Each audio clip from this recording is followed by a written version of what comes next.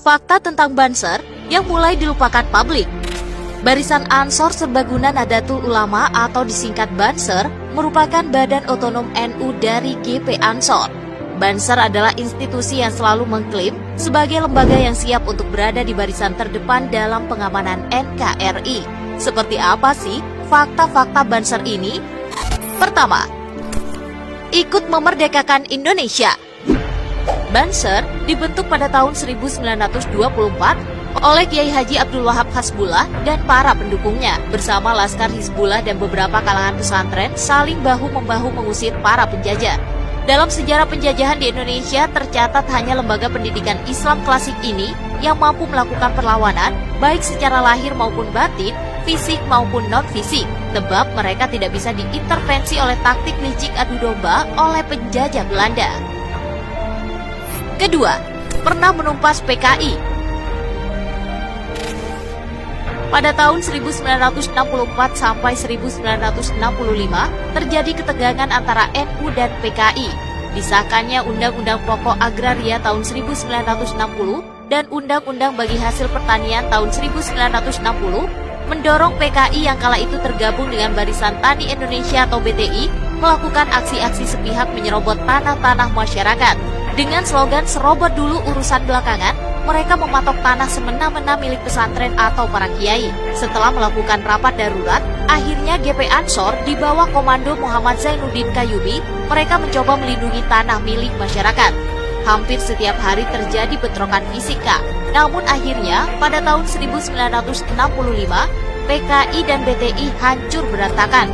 Sebagian dari mereka berlindung ke orang-orang NU serta kembali ke kiai dan pesantren. Ketiga, punya kisah heroik.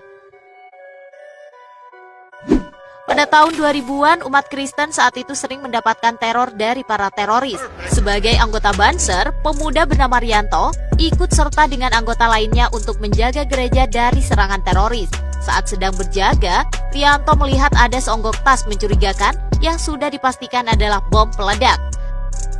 Tanpa pikir panjang, Rianto kemudian berlari menjauhkan tas tersebut dari lingkungan gereja dengan cara melemparkannya ke dalam selokan.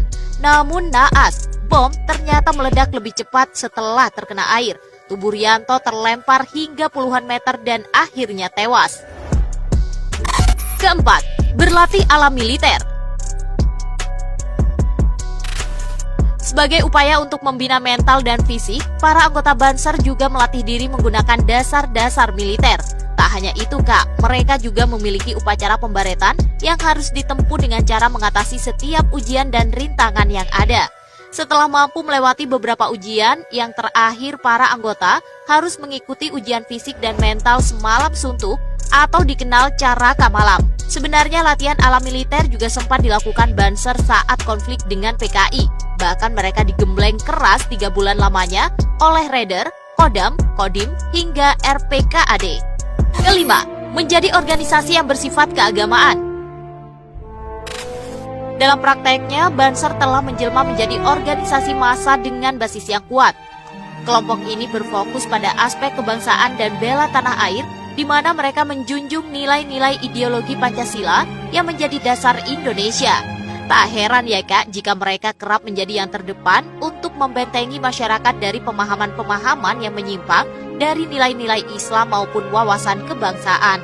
Banser tersebut juga kerap digunakan membantu para anggota Polri dan TNI untuk menjaga keamanan saat menjelang perayaan Hari Besar Agama Islam dan kepercayaan lainnya.